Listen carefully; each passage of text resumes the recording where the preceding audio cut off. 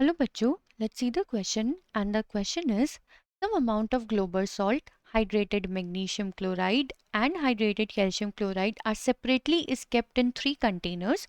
What will you observe if blue colored cobalt chloride is introduced in the 3 containers? Explain with the reason.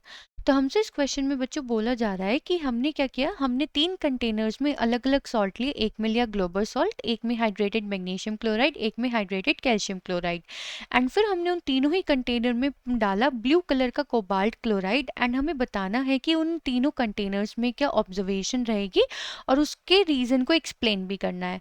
तो चलिए बच्चों करते हैं इस क्वेश्चन को एंड सबसे पहले हम देखते हैं की कॉन्सेप्ट यहाँ पे। तो बेसिकली बच्चों यहाँ पे बात हो रही है कोबाल्ट क्लोराइड की। कोबाल्ट क्लोराइड जो होता है बच्चों वो ऐसा सॉल्ट होता है जो हमें हेल्प करता है, help in detection of help in detection of presence of water molecules। मतलब वाटर मॉलिक्यूल किसी सॉल्ट में प्रेजेंट है कि नहीं उसको डिटेक्ट करने में हमारी हेल्प करता है। अगर हम इसे किसी भी ऐसे हाइड्रेटेड सॉल्ट में डालें जिसमें वाटर मॉलिक्यूल प्रेजेंट है तो जो इसका ब्लू कलर होता है वो ब्लू कलर चेंज होके पिंक या फिर पर्पलिश कलर का हो जाता है। तो जैसे क्वेश्चन में बच्चों हमें यहाँ पे गिवन है ग्लोबल सॉल्ट। तो अगर हम बात करें ग्लोबल सॉल्ट की तो जो हमारा इसका फॉर्मूला होता है वो होता है हमारा Na2SO4.10H2O। एंड बच्चों जो हमारे ये ग्लोबल सॉल्ट होता है इसका जो नेचर होता है ये हमारा एफ्लोरोसेंट मटेरियल होता है, एफ्लोरोसेंट सब्सटेंस होता है।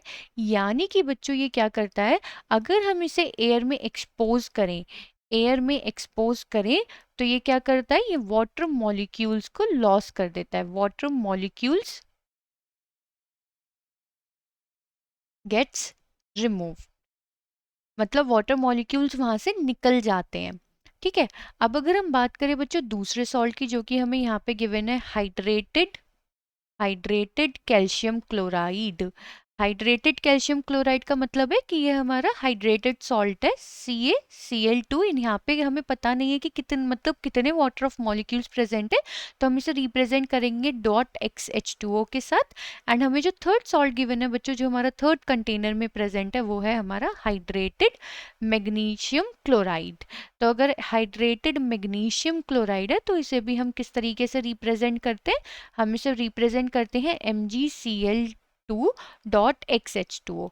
एंड अगर हम इन दोनों की ही बात करें बच्चों तो ये क्या है, ये हमारे किस टाइप के सब्सटेंस होते हैं, ये हमारे डेलीक्यूसेंट सब्सटेंस है, डेलीक्यूसेंट सब्सटेंस। डेलीक्यूसेंट सब्सटेंस का मतलब क्या होता है बच्चों, ऐसे सब्सटेंस जो कि एयर से मॉइस्चर को क्या करते हैं, एब्जॉर्ब करते हैं, मॉइस्चर एब्जॉर्ब्स। ठीक है। अब बच्चों देखो ग्लोबल सॉल्ट तो ऐसा है जो कि वाटर मॉलिक्यूल्स को एयर में जाके जब इसे हम एयर में एक्सपोज करते हैं तो वाटर मॉलिक्यूल्स को रिमूव कर देता है, मतलब अपने इस वाटर ऑफ क्रिस्टलाइजेशन को लॉस्ट कर देता है। तो अगर हम यहाँ पे कोबाल्ट क्लोराइड को डालेंगे तो जो कोबाल्ट क्लोराइड है उसका कलर तो ब्लू ही रह जाएगा। क्यों? क्योंकि ये तो वाटर मॉलिक्यूल्स को रिमूव कर देता है, यहाँ पे वाटर मॉलिक्यूल्स रिमूव नहीं होंगे तो हम डिटेक्ट नहीं कर पाएंगे प्रेजेंस ऑफ वाटर मॉलिक्यूल्स। अब अगर हम बात करें इन दोनों केसेस की, यानी कि hydrated calcium chloride and magnesium chloride की, तो इसमें होता क्या है, ये हमारे डेलिक्यूसेंट सब्सटेंस है जो कि मॉइस्चर को एब्जॉर्ब करते हैं एयर में से। यानी कि यहाँ पे क्या प्रेजेंट है, वाटर मॉलिक्यूल्स आर प्रेजेंट।